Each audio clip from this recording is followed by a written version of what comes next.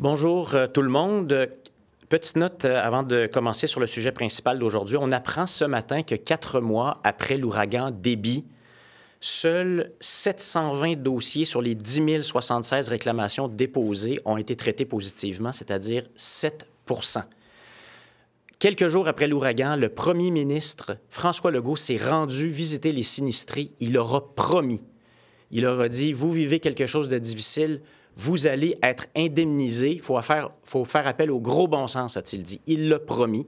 C'est encore une fois une promesse non respectée qui a été reniée. Nous, on a présenté une motion à l'Assemblée nationale pour exiger le respect de cette promesse et le gouvernement de la CAQ l'a refusé. Voilà une autre illustration de ce qu'est ce gouvernement. Merci, Pascal. Avant d'aller sur Churchill Falls, une note sur Santé Québec. Le Parti québécois a fait une sortie jeudi dernier sur le sujet de l'absence de transparence de Santé Québec vis-à-vis des coupures qui vont avoisiner le 1,5 milliard à un moment où le système de santé est très fragile. Et essentiellement, le Parti québécois demandait de la transparence de Santé Québec en disant « c'est pas parce que le ministre passe sa commande de couper à Santé Québec que personne ne va répondre aux questions puis qu'il n'y aura aucune transparence. » Et là, on voit, ce matin, le ministère qui intervient auprès de Santé Québec pour dire, là, finalement, vous allez couper, mais pas à cet endroit-là. Donc, passe à nouveau des commandes politiques. Donc, on revient avec notre demande de transparence. C'est le ministre qui a demandé à Santé Québec de faire des coupures. C'est lié au déficit historique du Québec. C'est à nouveau le ministère qui intervient dans Santé Québec pour leur dire, bien, coupez, mais coupez à quelques endroits. Mais pendant ce temps-là, le ministère puis le ministre ne prend pas ses responsabilités, ne répond pas aux questions, puis envoie toute la tâche difficile dans la Cour de Santé Québec. On réclame de la transparence. Quel est le plan? Où allons-nous couper? Parce qu'on le sait qu'il y a des infirmières puis du personnel essentiel dans le système qui, en ce moment, sont l'objet de coupures sans qu'il y ait d'explication. On apprend tout au compte-gouttes. Ce n'est pas normal. Sur Churchill Falls, on a pris la peine d'examiner l'entente. Et on veut simplement commenter avec justesse, modération, mais revenir sur les faits parce que ce que le gouvernement a tenté de vendre dans la population québécoise, c'est qu'on avait fait tout un deal à 4 sous du kilowattheure jusqu'en 2075. Or, ce n'est pas ça la réalité. Quand on regarde et on décortique l'entente, nous avions une entente très payante jusqu'en 2041, une entente valide et garantie à 0,2 sous. Et on a augmenté, donc on a renié, répudié l'entente. Et essentiellement, on fait un chèque de 17 milliards à Terre-Neuve.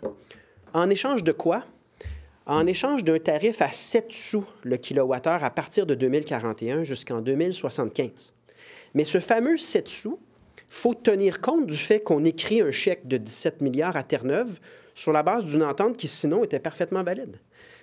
Et donc, on avoisine davantage autour du 9, quelques cents le kilowattheure pour ce qui est de la centrale déjà existante. Et pour les nouveaux projets, on est autour de 11 cents. C'est important de dire les chiffres comme ils le sont parce que ça donne un éclairage différent sur pourquoi le premier ministre de Terre-Neuve a manqué autant de respect au Québec en déchirant l'entente devant le premier ministre du Québec. C'est pas normal quand on a une négociation de gré à gré puis que c'est gagnant-gagnant. Normalement, c'est pas comme ça qu'on annonce la chose. Et on craint, nous, que c'est une négociation qui, somme toute, n'est pas si payante pour le Québec dans la mesure où c'est nous qui avons financé Churchill Falls à l'origine. C'est encore nous qui va tout financer les infrastructures, qui va prendre tous les risques. Puis finalement, on sauve un peu d'argent au kilowattheure, mais pas des fortunes non plus. Et au final, bien, ces infrastructures-là, elles ne sont pas au Québec et elles sont entre les mains de Terre-Neuve.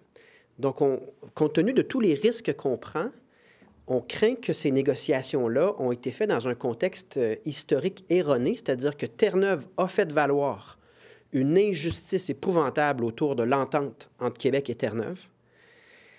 Et on comprend que le premier ministre n'a pas mis en contexte cette prétention-là, d'une part parce que le Québec avait pris tous les risques à l'époque, mais également parce que le Québec avait perdu le Labrador pour aucune raison valable. Là, une décision du Conseil privé de Londres incompréhensible où on a pris le Labrador et on l'a donné à Terre-Neuve.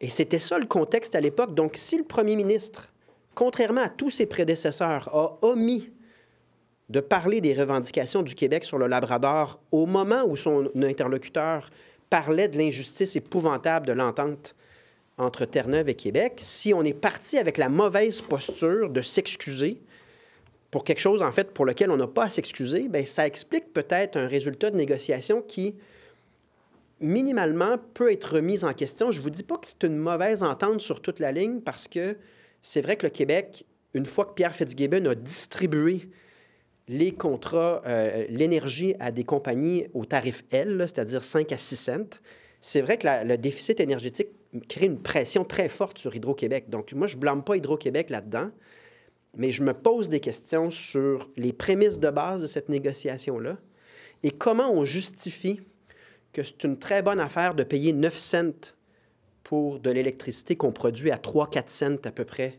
à Churchill Falls, si on s'en tient aux données qu'on a sur la Manic, là, le coût de production de ce genre de barrage-là, ou aller chercher de la nouvelle énergie à 11 cents, alors qu'on vient de vendre de l'énergie à 5 et 6 cents à de la grande entreprise, puis on vient de faire des contrats avec les États-Unis également, bien en deçà du coût de cette nouvelle énergie-là. Ça n'a pas vraiment de sens.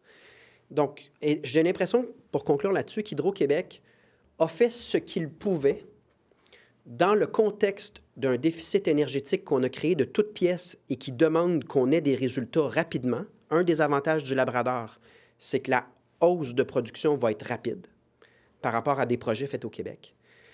Et on a accepté d'être locataire au lieu d'être propriétaire parce que ça permet d'aller chercher quelques cents de moins du kilowattheure, mais avec le désavantage que c'est pas chez nous, puis c'est pas nous les propriétaires alors qu'on finance l'entièreté de ces projets-là. Donc, j'ai l'impression que c'est ça l'équilibre que Hydro-Québec a tenté de faire, mais pour nous, c'est important de corriger à nouveau les communications du gouvernement qui sont pas fiables, qui tentent de nous faire croire qu'on vient de faire un deal à 4 sous du kilowattheure jusqu'en 2075. N'importe qui est sérieux et qui regarde l'entente se rend compte que ce n'est pas le cas. Et si ça avait été le cas, je vous promets que le premier ministre de Terre-Neuve n'aurait pas eu cette arrogance et ce manque de respect devant notre premier ministre au moment de l'annonce de l'entente. Ça devrait sonner des cloches sur la nature véritable de l'entente. Vous arrivez comment au calcul de 9 et 11 cents? Bien, 11 cents, c'est ce qu'on comprend qui est pour Gull Island, puis la phase 2 de Churchill, le coût pour nous, là. Ce qui est moins cher qu'un 13 cents d'un projet fait au Québec.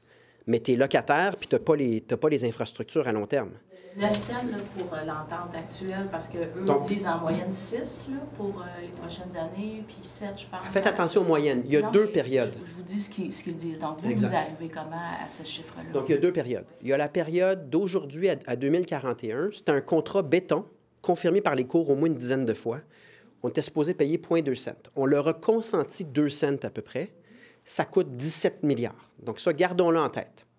D'ici 2041, on a décidé de notre propre chef de rédiger un chèque de 17 milliards. On va le remettre dans l'équation plus tard parce que c'est de l'argent qu'on donne, là. La période 2041 à 2075, l'information que nous, on a, c'est que le bloc patrimonial ou historique de Churchill Falls, c'est de l'énergie qui va être vendue dorénavant à 7 cents le kilowattheure. Mais ce n'est pas 7 cents gratuit parce qu'on a payé 17 milliards pour obtenir ce tarif de 7 cents. Donc, si on intègre, on fait une estimation puis on intègre la valeur du 17 milliards consenti gratuitement à Terre-Neuve dans ce 7 cents sur la période de temps escomptée, on arrive à peu près à 9 cents le kilowattheure. C'est une estimation. Peut-être plus, mais c'est important. Puis il y aura des experts plus précis, là, mais c'est important de juste comprendre la logique. Si on fait un chèque de 17 milliards pour aucune raison, bien, il faut en tenir compte dans la manière que le gouvernement a de pavaner sur combien ça coûte au kilowattheure, là, parce que c'est d'éluder qu'on vient de faire un chèque de 17 milliards sur aucune base autre que...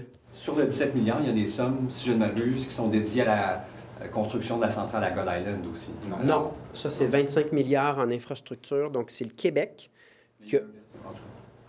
Ça, on pourra le regarder ensemble, là, mais séparons les coûts d'infrastructure du coût annuel qu'on va se mettre à payer pour rien dans l'énergie qui nous est vendue à partir de Churchill Falls. C'est quand même deux sujets différents. Mais vous avez raison de les relier sur une chose. Quand, normalement, c'est toi qui payes la totalité d'une infrastructure, tu t'attends de le payer au cost ensuite, ton énergie. Mais on a payé la totalité de Churchill, on va payer la totalité de Churchill 2, mais à 9 cents en moyenne, là, si on inclut le chèque de 17 milliards, à 9 cents le kilowattheure, on est très loin par-dessus le coût de production à Churchill Falls. Si on prend la Manic, parce qu'on n'a pas trouvé les coûts de combien coûte 1 kilowattheure à Churchill Falls, mais si on prend la Manic puis les barrages comparables, c'est 3 à 4 cents que ça coûte à produire, puis Terre-Neuve va nous le vendre à 9 cents pour quelque chose qu'on a entièrement construit, financé, et qu'on va continuer à financer à 100 %, mais qui n'est pas sur notre territoire, et dans le contexte où Terre-Neuve ne pouvait pas vendre cette électricité-là à personne d'autre qu'au Québec, parce qu'il y a un problème de monopole d'achat lié à la distribution. Qu'est-ce qui vous fait dire que François Legault est arrivé là, prêt à faire des concessions à Terre-Neuve et Labrador? Le résultat parle de lui-même. La communication actuellement du gouvernement compare ce qu'on va aller chercher en électricité à Churchill Falls avec les alternatives. Et là, c'est vrai, il faut convenir que des alternatives, par exemple, construire un nouveau barrage, ça coûterait cher. Mais il faut le regarder par rapport à l'entente sur laquelle le Québec pouvait bâtir sa négociation. Et là, ça coûte cher de ne pas être arrivé avec la perspective historique puis d'avoir dit c'est Terre-Neuve qui est victime d'une injustice. Parce que là, quand on regarde ça, on payait de l'électricité 0,2 sous du kilowattheure. Et là, on va la payer jusqu'à 9 et 10 sous du kilowattheure. C'est 35 à 45 fois plus cher pour les Québécois. On ne l'a pas dit verbatim là, que Terre-Neuve avait été victime d'une injustice. Mais attendez, là. À la conférence de presse, là-bas, la question lui a été posée. Est-ce que vous remettez en question la question de la frontière du Labrador? Il a répondu, ce n'est pas la question aujourd'hui. Le premier ministre de Terre-Neuve, lui, s'est empressé de dire, la question ne se reposera plus jamais. Alors ici, il y a une revendication historique du Québec. Tachereau, au moment de la décision en 1927, a réagi en disant qu'il n'était pas d'accord avec cette décision-là. Le premier ministre Duplessis, à l'époque, a revendiqué en 1949 la souveraineté. Johnson a commencé les négociations sur Churchill Falls en disant qu'il réclamait la souveraineté du Québec. René Lévesque le réclamait. Il y a une politique du Parti québécois sur la cartographie qui empêche de montrer une frontière nette entre le Labrador et le Québec. Il y a une déclaration du gouvernement Landry au moment du changement de nom de Terre-Neuve à l'effet que, pour nous, ça ne changeait rien au fait qu'on refusait les conclusions de 1927 et qu'on ne reconnaissait pas la frontière. Est-ce que François Legault est le fossoyeur des revendications historiques du Québec sur le Labrador? Parce que si c'est présenté comme ça aux négociations, ça coûte cher en disant c'est vous à Terre-Neuve qui êtes victime d'une injustice. C'est qu'il l'a peut-être abordé dans les négociations sans que ça ait été mentionné. Juste pour être clair, si tu arrives en point de presse puis tu présentes une entente de cette taille-là et que le premier ministre du Québec n'a rien à dire sur l'histoire du Québec et de Terre-Neuve et du Labrador, mais que le premier ministre de Terre-Neuve, lui, prend l'entente puis dit « Je le déchire devant vous, quelle injustice historique, on va la réparer », ça dit ce que ça a à dire sur ces négociations-là, à savoir que le Québec, pour une première fois depuis des décennies, depuis des siècles, presque un siècle, a cessé de revendiquer ses prétentions historiques, pendant que Terre-Neuve a joué le tout pour le tout sur une pseudo-injustice qui est absolument non fondée parce que c'est le Québec qui a pris tous les risques à l'époque.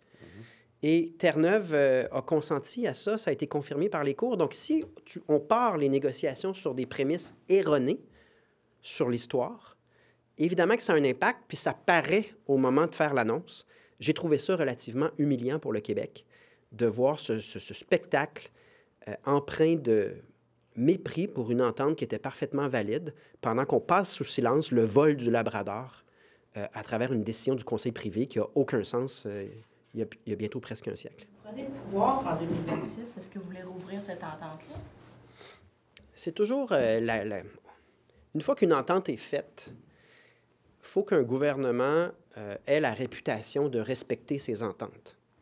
Donc, on préférerait que François Legault ne fasse pas d'erreur historique au moment de négocier, ou en tout cas ne donne pas d'importance aux prétentions historiques de Terre-Neuve, qui sont absolument fausses, parce que c'est vrai qu'une fois que l'entente, elle est scellée, il y a des cours de justice. Là. On est dans un système basé sur la règle de droit, puis c'est important d'avoir la stabilité des contrats. Donc, non, une fois que l'entente sera confirmée, à moins qu'on découvre qu'il y a vraiment eu du dol, c'est-à-dire de fausses représentations déterminantes au moment de signer le contrat. Tant que le contrat il est valide, une fois qu'il est signé, il va lier le Québec jusqu'en 2075. Et prenez note, il n'y a pas de porte de sortie dans ce contrat-là. C'est une entente où on doit payer ces tarifs-là jusqu'en 2075, même si une nouvelle technologie révolutionnaire apparaît en 2055 et fait en sorte qu'on ne veut plus de cette énergie-là. On devra payer ce tarif-là pour payer des infrastructures qu'on finance en plus nous-mêmes. Donc, c'est pas rien comme entente. Est-ce que vous entameriez des revendications nouvelles pour le Labrador, par exemple? Qu'est-ce que vous feriez là, en 2026 pour corriger cette injustice-là? On va continuer à revendiquer les prétentions historiques du Québec, mais je ne vous cacherai pas que le comportement du premier ministre François Legault à ce point de presse-là, malheureusement, se détache de tous les premiers ministres qui lui ont précédé. Et ça a des conséquences juridiques sur nos prétentions. Reprendre les prétentions historiques du Québec sur... C'est parce qu'une fois que le contrat est fait, là, on peut constater que le point de presse, les revendications de Terre-Neuve, tout ça n'est pas bon signe. On peut aider à décortiquer l'entente pour qu'on aille au-delà des communications enjolivées du gouvernement. Mais le gouvernement suivant est toujours lié par des contrats valides. Là, on ne commencera pas à, justement, déchirer des ententes à tout vent. Là. Donc, laissez-moi dire ceci. Il y a un risque que François Legault, pensez à Nordvolt, à d'autres choses, là, François Legault veut faire des deals puis prétendre que c'est un moment historique. Et il ne faudrait pas que sa volonté de présenter des deals, notamment pour essayer de se relancer sur le plan politique, cause des préjudices au Québec à long terme. Et moi, je n'ai pas aimé ce que j'ai vu dans la conférence de presse. Gros malaise de voir le Québec se faire autant malmener sur le plan du respect et de l'inexactitude historique. Gros malaise à voir ce manque de respect-là. Ça parle de quel genre de négociation et quel genre de deal sur le fond des choses. C'est pour ça qu'on décortique avec vous les chiffres avec un peu plus de précision ce matin. Juste pour être clair. Je vais juste... C'est un protocole d'entente qu'on a devant nous qui doit mener à la signature des accords finaux quant à Churchill Falls actuel et Churchill Falls 2 et Gull Island. Il n'est pas trop tard pour que le premier ministre se ressaisisse, prenne conscience de ses devoirs historiques face aux revendications du Québec sur le Labrador. Nous, on demande que cette entente-là soit amenée ici, à l'Assemblée nationale, pour que les députés puissent en discuter et puissent l'analyser et qu'on puisse aussi avoir plus de clarté sur les chiffres et ce qu'il y a derrière le protocole qu'on a actuellement sous les yeux. Ça, c'est un très bon point que si on obtient une copie de tout, puis qu'on peut suivre quelle sera l'entente finale, on aura peut-être plus de facilité à intervenir ou à demander au premier ministre un peu plus de nerfs puis de continuité par rapport à ce qui est la position de tous les premiers ministres qui l'ont précédé. Bien justement, c'était ma question. Qu'est-ce que vous demandez au juste? Vous demandez que ce soit étudié en commission parlementaire? Vous demandez que ce soit soumis à un vote de l'Assemblée nationale, cette entente-là? Non, en fait, ce qu'on demande, juste à nouveau, puis on le fait tellement souvent, c'est que tu demandes un minimum de transparence quand c'est déterminant. On le fait pour Santé Québec parce qu'il est question d'1,5 milliard de coupures du jour au lendemain dans le système de santé. Là, on a une entente qui vaut des milliards et qui nous lie jusqu'en 2075. Je ne sens pas du côté d'Hydro-Québec une volonté de cacher quoi que ce soit. Là. Donc, on demande simplement qu'on puisse l'étudier en commission parlementaire pour être certain que l'entente finale puisse peut-être rattraper ce qu'on a vu là, comme affirmations qui ne tiennent pas la route là, durant la conférence de presse. C'est sur un autre sujet. Est-ce que... Là-dessus, si je peux compléter les propos de Paul Saint-Pierre Plamondon, c'est que ça se place dans un contexte où on vient de signer une entente qui est d'importance historique, c'est le gouvernement qui le dit, mais ça se place dans quelle vision de l'avenir énergétique du Québec? À quoi vont servir les 2400 mégawatts additionnels qu'on est allé chercher, les 4800 qu'on a sécurisés? On ne le sait toujours pas. Le Québec n'a pas de politique énergétique. Ce gouvernement, après 7 ans, n'a jamais présenté sa vision énergétique. Alors, on va faire quoi avec cette électricité-là? Quel est le plan? Hydro-Québec a un plan, mais le gouvernement du Québec n'en a jamais présenté. Alors, de venir en parler de l'entente de Churchill Falls et de voir comment ça s'intègre dans la stratégie globale du Québec en matière d'énergie. Puis c'est de notre avenir économique aussi dont on parle. C'est absolument essentiel. On revendique la même chose dans le cadre du projet de loi 69. Ça, c'est une pièce importante du casse-tête.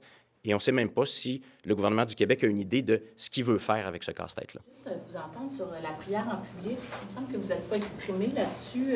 Au dernier jour de la session, M. Legault qui a dit qu'il voulait interdire la prière en public, même avoir recours à la clause dérogatoire si besoin est. Vous, votre position là-dessus, est-ce qu'il y en a un problème avec la prière en public au Québec en ce moment? Je pense qu'il y a un enjeu qui est légitime, là.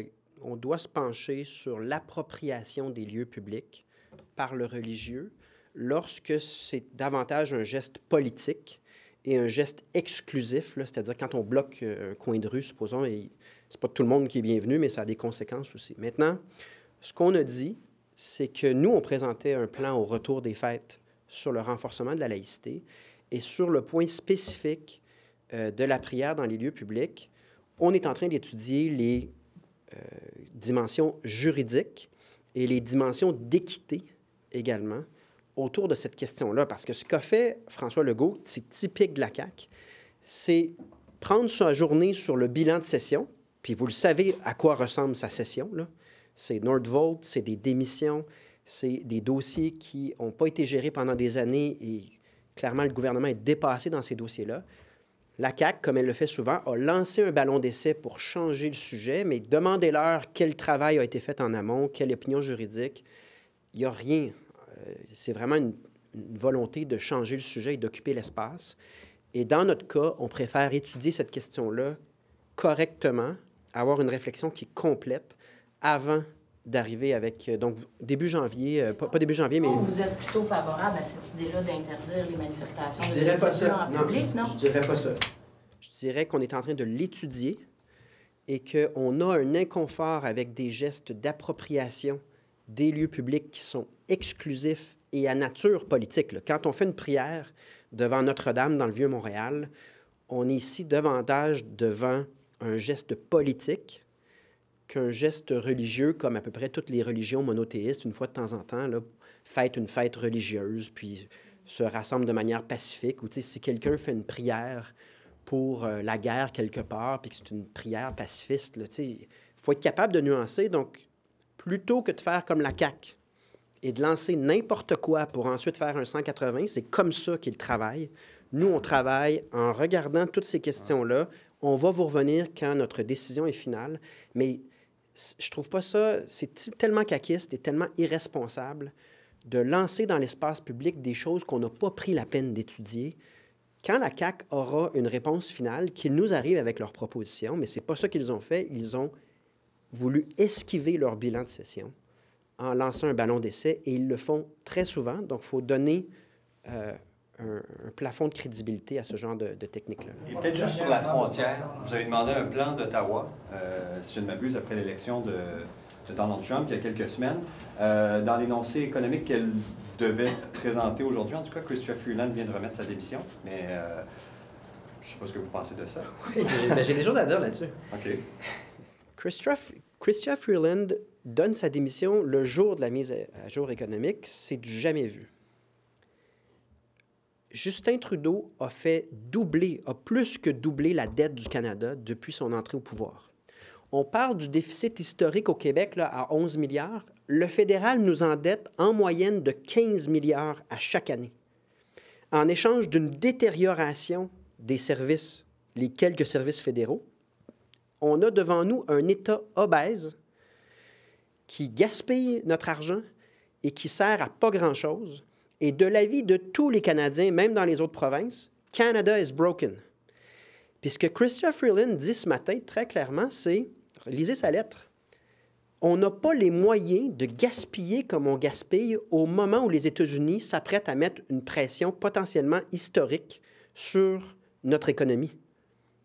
Elle ne veut pas la responsabilité d'une erreur de cette ampleur-là, donc elle préfère démissionner du cabinet.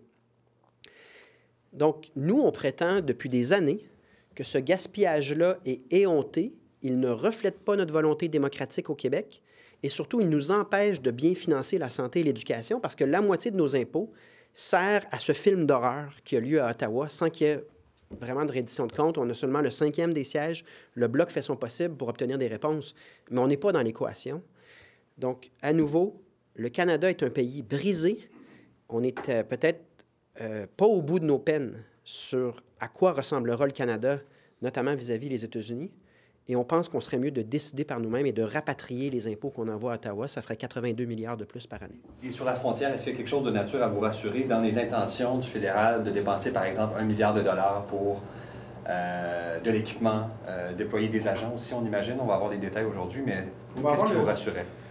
On va avoir les détails aujourd'hui, mais vous noterez que François Legault a comparé Donald Trump à la COVID pour ensuite le rencontrer à Paris, ce qui est une stratégie diplomatique pour le moins originale et douteuse, pour ensuite totalement s'en remettre à Justin Trudeau. On n'a pas de relation là, avec les États-Unis sur cette question-là qui soit convaincante parce que, essentiellement, François Legault a fait comme d'habitude. Il envoie à Justin Trudeau ses doléances. Et quand Justin Trudeau ne fera pas exactement ce que le Québec veut, mais François Legault va se plaindre, ça va durer quelques jours. Puis finalement, on ne sera pas plus avancé. Donc, nous, on veut sortir de cette dynamique-là, surtout dans le contexte où la crédibilité de Justin Trudeau en ce moment et du Canada, là, dans ce dossier-là, comme dans d'autres dossiers, n'est pas reluisante. I have 3 questions on 3 different topics. I'll start with the tramway. How pressing it is as the MNA for Jean Talon. Can I say something in French about the tramway? Sure, interested? Sure. Because that's today. I'm sorry for that. Désolé. Mais je vais le faire en anglais après. Désolé.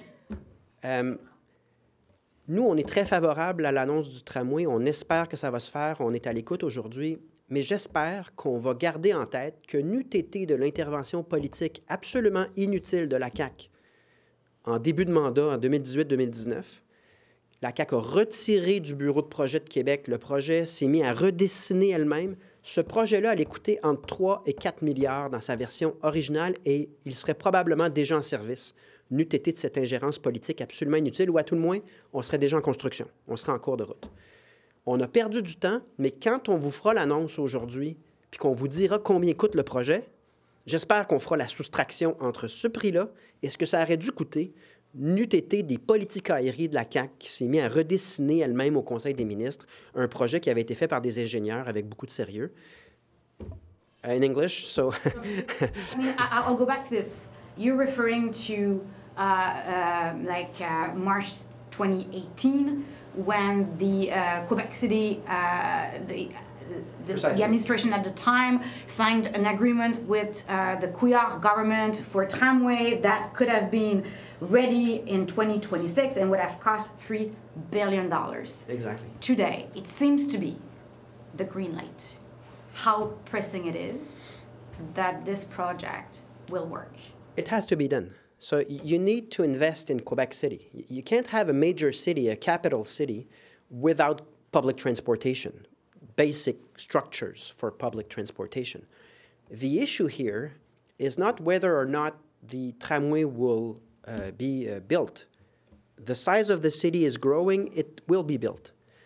The question here is how much are we going to pay because of political interventions by the CAQ in 2018-2019 that led to ministers just drawing themselves based on electoral interests, a new project with delays and costs that just exploded. So it was supposed to cost between $3 and $4 billion in 2018.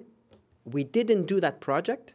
So let's look at what is the final project and how much it's going to cost because of those political interventions that were really not justified. What the Quebec City Mayor said yesterday, that there are 2 agreements that they will announce today with CDPQ Infra and the government and the city of Quebec City.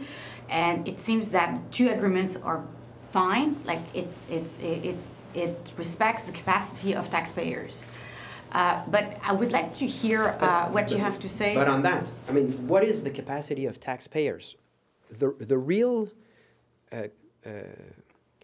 comparison is with what we know would have been the cost of that project before the CEQ started to intervene for political and electoral reasons in a project that was final.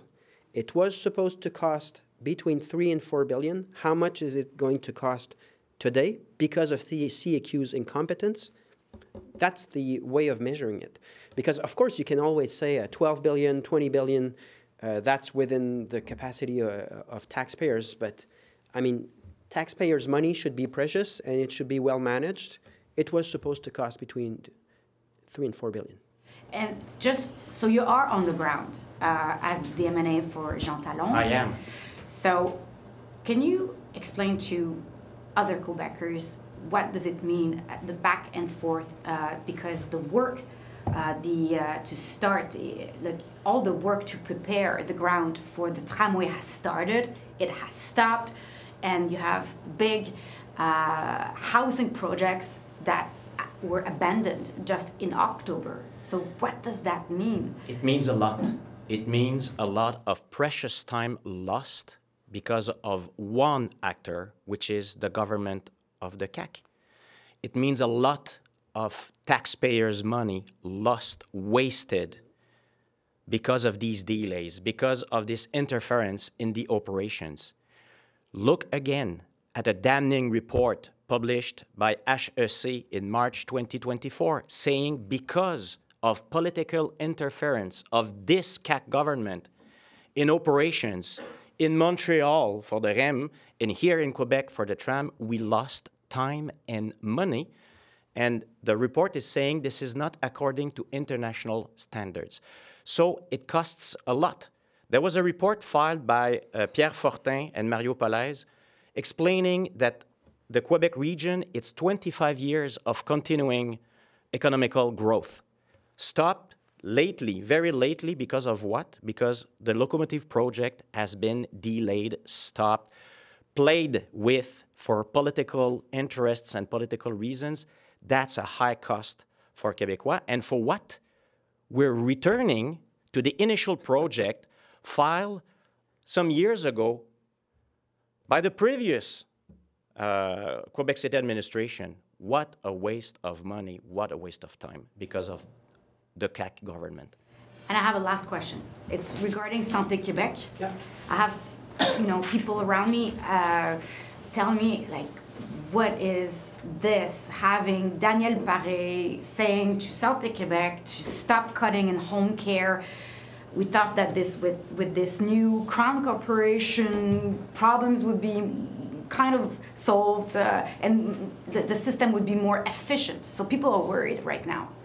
Like, do you have the impression that we should have had this profound discussion on the cuts and the impact of what Santé Québec is doing right now, or it's a false start for Santé Québec? I hope you understand now why I said that as for Santé Québec's future, everything's on the table as far as we're concerned. Santé Québec is under evaluation right now, and one of the worries that is obvious when we see what's happening is that normally the minister is responsible for the political decisions he makes. There is a political decision to make cuts of $1.5 billion in a healthcare system that is already very fragile, very weakened. But what is done now with Santé Québec is to send that command to Santé Québec, and then they execute, but without journalists asking them, hey, what's up? Why are you cutting nurses by dozens at this place? And why are you making these cuts there, knowing that it might lead to disruption of services? Why are you doing this?